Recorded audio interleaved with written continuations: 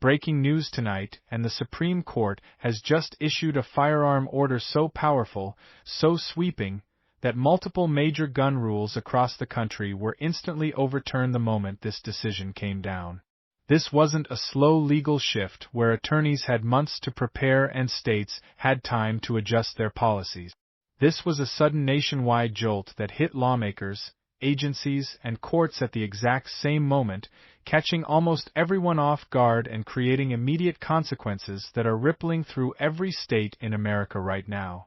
The minute this order came down, entire legal frameworks that had been built over years simply collapsed. Policies that were being actively enforced stopped dead in their track. Cases that were moving through the courts froze as judges scrambled to understand what this Supreme Court order means for their pending decisions. States that had been vigorously defending their gun regulations went silent, holding emergency meetings with their attorneys general trying to figure out what they can still enforce and what they have to abandon. For legal experts who follow firearms law closely, this is being described as the most aggressive firearm-related action the Supreme Court has taken in years, a decision that doesn't just nudge the law in one direction but fundamentally resets the constitutional boundaries around gun regulations in ways that will be felt for years to come.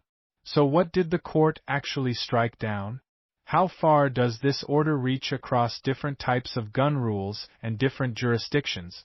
And what does it mean practically for millions of gun owners who are trying to understand whether their rights just expanded, whether restrictions they were living under just disappeared, or whether the legal uncertainty has actually gotten worse?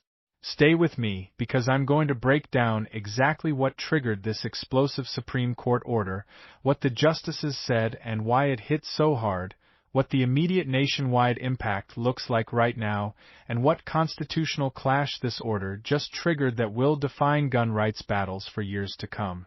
Let me explain what triggered this explosive order, because understanding the chaos that led to this moment is essential to grasping why the Supreme Court felt compelled to act. The legal landscape around firearms regulations had become completely unstable, with lower courts across the country deeply split on fundamental questions about what gun rules are constitutional and what rules violate the Second Amendment. Some circuit courts were upholding new restrictions, finding creative ways to distinguish them from what the Supreme Court had previously struck down or applying legal tests that other courts had already rejected.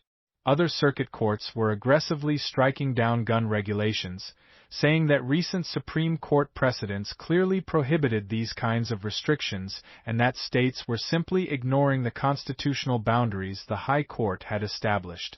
This created an unstable national patchwork where your Second Amendment rights depended entirely on which state you lived in and which federal circuit had jurisdiction over that state. The tipping point came as conflicting decisions were stacking up fast, with some states enforcing rules that courts in other jurisdictions had already declared unconstitutional.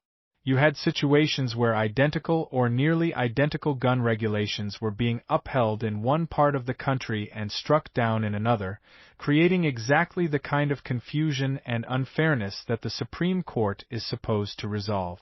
Federal agencies were adding to the chaos by issuing guidance and enforcement policies that clashed with recent Supreme Court precedents, essentially telling their field agents to continue enforcing rules even when the constitutional foundation for those rules had been seriously weakened or eliminated. The pressure on the Supreme Court to intervene was building from multiple directions.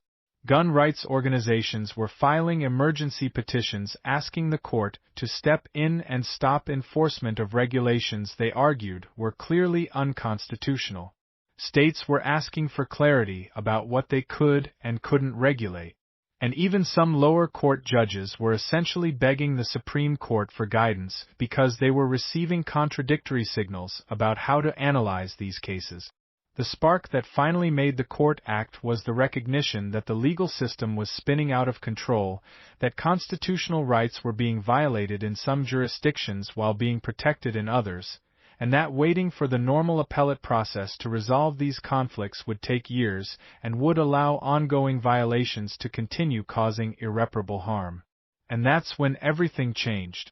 Now let's talk about the court's order itself and why it hit so hard when it came down. The power of this order goes beyond what many Supreme Court decisions do because the justices didn't simply pause one specific rule or block enforcement in one narrow circumstance. They overturned multiple regulations that were tied to the same fundamental legal issue, essentially saying that an entire category of gun control measures cannot stand under the Constitution as properly interpreted. This was a massive signal from the Supreme Court that lower courts were ignoring or deliberately weakening the Supreme Court's own Second Amendment precedents, applying outdated legal tests, or finding loopholes that the High Court had already foreclosed. The tone and language in the court's order was notably strong, with the justices warning in clear terms that governments at both the state and federal level had gone too far, too fast, imposing restrictions under modern regulatory theories that simply do not align with constitutional text or with the historical tradition of firearms regulation in America. The order emphasized that the Second Amendment is a fundamental right that receives rigorous constitutional protection, not a second-class right that governments can restrict based on policy preferences or subjective assessments of public safety. The reactions to this order revealed just how significant it was. Legal scholars who had been predicting a narrow or cautious decision were stunned by how broadly the court acted.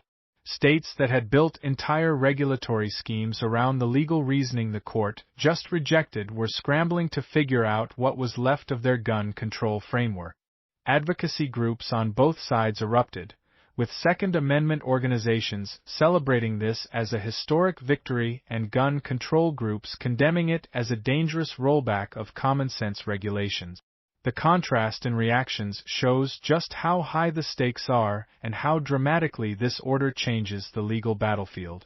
But beyond the immediate shock and the political reactions, the critical question everyone is asking is what exactly changes right now as a result of this Supreme Court order. The immediate nationwide impact of this order is creating an earthquake effect that's being felt across the country in real time.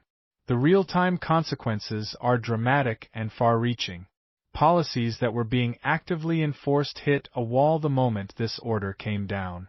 Law enforcement agencies that were implementing these gun regulations received guidance to halt enforcement until further notice. Ongoing cases in lower courts were instantly thrown off balance, with judges issuing emergency notices about how this Supreme Court order affects pending matters. Some cases that were heading toward trial or sentencing are now being put on hold. Other cases that had already been decided are being reopened as defendants argue that the Supreme Court's order invalidates their convictions or the legal theories used against them. The reason this order had such immediate and sweeping impact is that many state and federal gun rules depended on the very legal reasoning the Supreme Court just rejected. These regulations were built on a particular interpretation of the Second Amendment, on a particular way of balancing government interests against individual rights, or on a particular historical analysis that the Supreme Court has now said is wrong. When the foundation collapses, everything built on that foundation becomes unstable. The confusion created by this order is intense and widespread. Federal agencies are unsure what regulations they can still enforce and what policies they need to suspend or revise. State attorneys general are unsure which of their gun control laws remain valid and which are now presumptively unconstitutional under this new Supreme Court guidance. Attorneys representing both sides in gun rights cases are filing emergency motions, either seeking to have restrictions immediately blocked based on this order or seeking to distinguish their cases from what the Supreme Court addressed.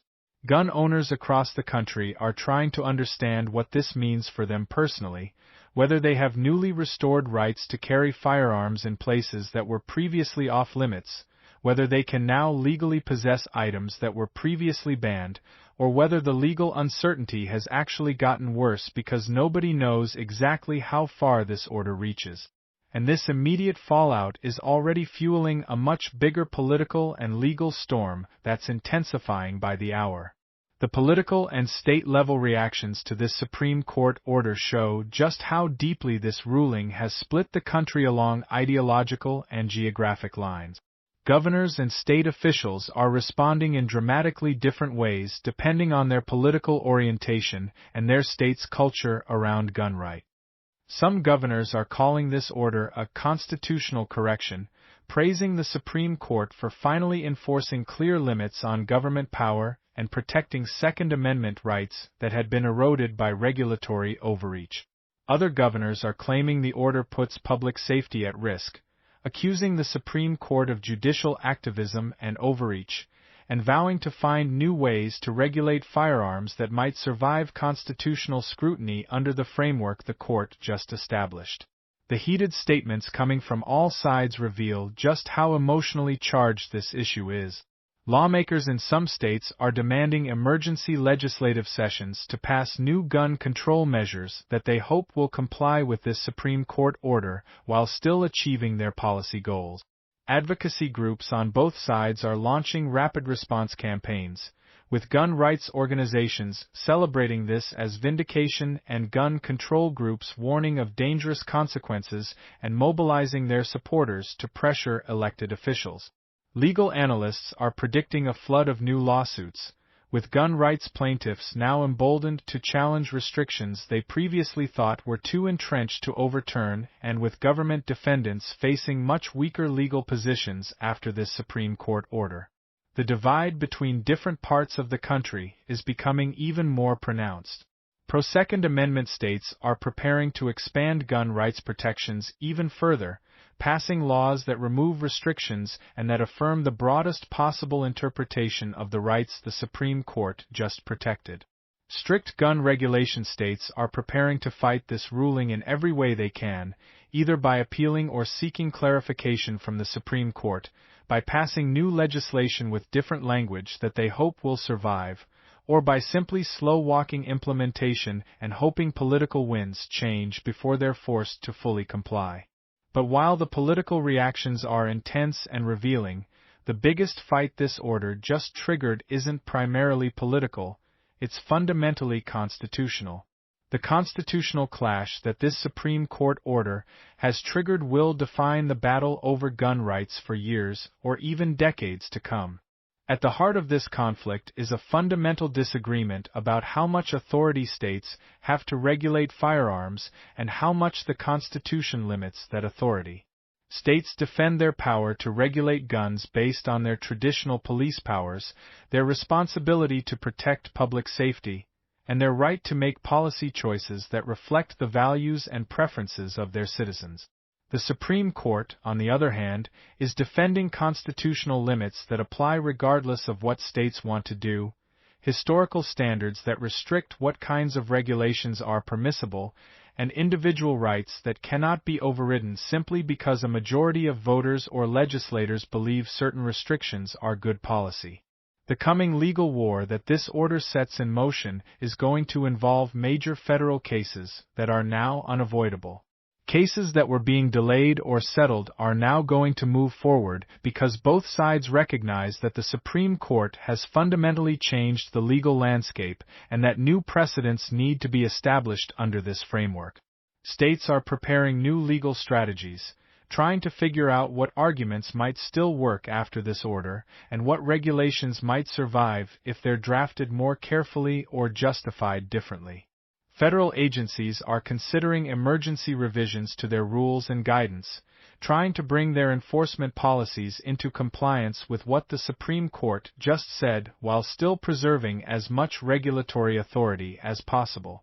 The high-stakes future that this order creates is one where every major gun regulation in America could potentially be challenged and could potentially be struck down if it doesn't meet the constitutional test the Supreme Court is now enforcing. This order didn't end the fight over gun rights in America. If anything, it intensified that fight by establishing clear constitutional boundaries that one side wants to enforce aggressively and the other side wants to resist or work around. What happens next in this battle could redefine the balance between state authority, federal power, and individual constitutional rights for an entire generation. The legal landscape has shifted dramatically, the political battle is intensifying, and the consequences of this Supreme Court order will be felt in courtrooms, legislatures, and communities across America for years to come. Subscribe so you don't miss the next major development in this explosive story, and I'll see you in the next one.